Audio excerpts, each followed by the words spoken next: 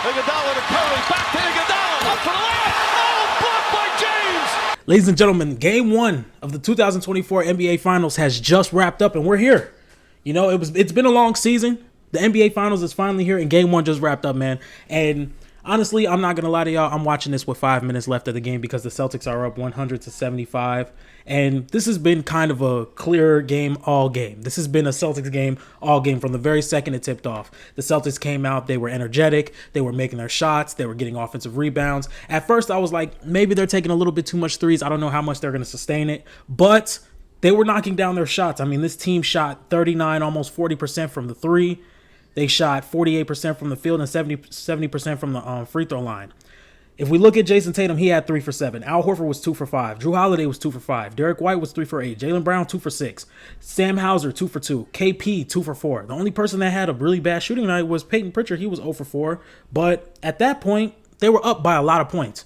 So just to break down the game real quick, everything that sports analysts, ball knowers, everything that we could have predicted happened in this game, but it was amplified.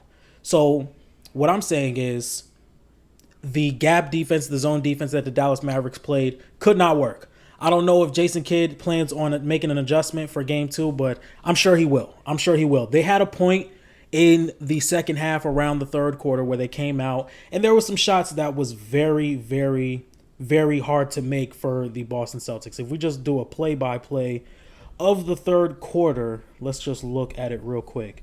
Let's start out. Drew Holiday enters the game for Kristaps Porzingis. That's easy. They start out with an easy 3, and then Derek White misses a 3. Al Horford gets a defensive rebound, and then Jaylen Brown misses another 3. Jason Tatum had a loose ball turnover, and then Al Horford misses another 16-foot jumper. They were missing a lot of shots. The Dallas Mavericks were making a lot of shots for the Boston Celtics very, very tough. And if we look, they won the third quarter.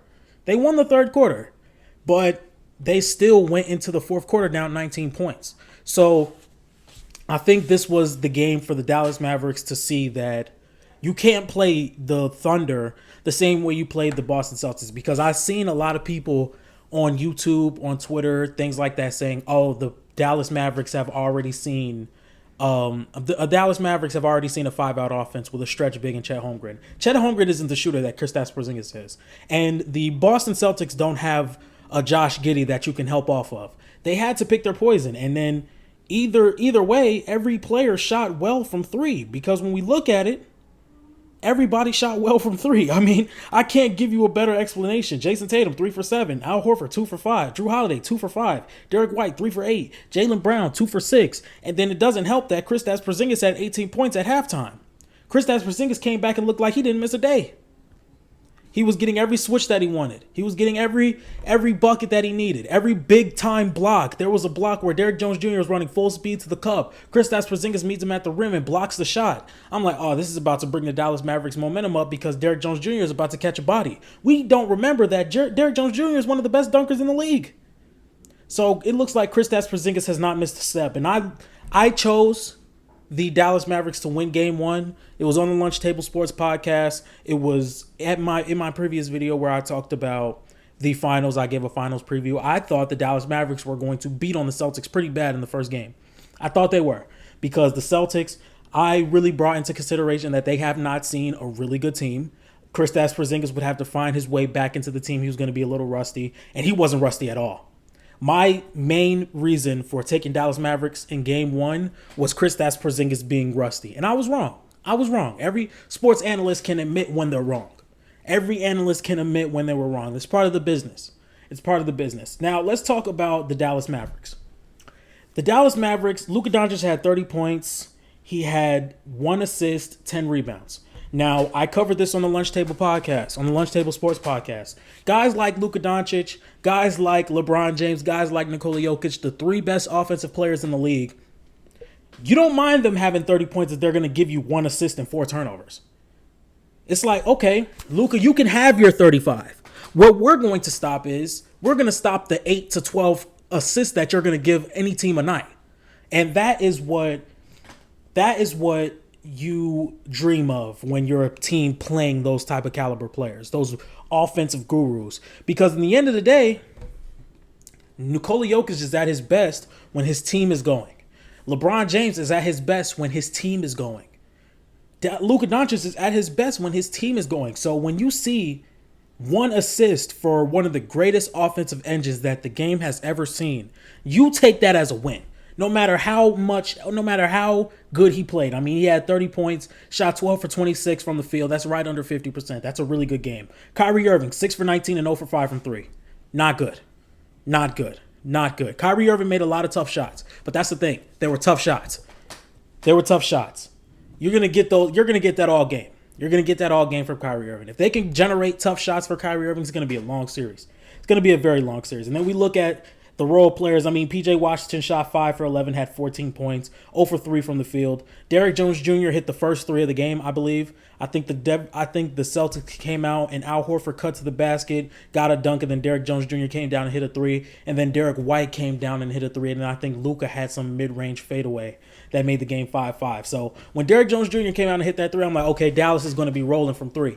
Dallas is going to be rolling from 3, but at the looks of it, they did not. They're shooting 24% from the 3. And I'm not one to say that this series is over. The Dallas Mavericks still have the best player on the floor. Jason Kidd is a great coach. I'm sure he's going to be able to make some type of adjustment. I don't know what adjustment he's going to make. I'm very interested to see what's going to happen in Game 2. But as of right now, the Celtics look like the team that we have wanted them to be.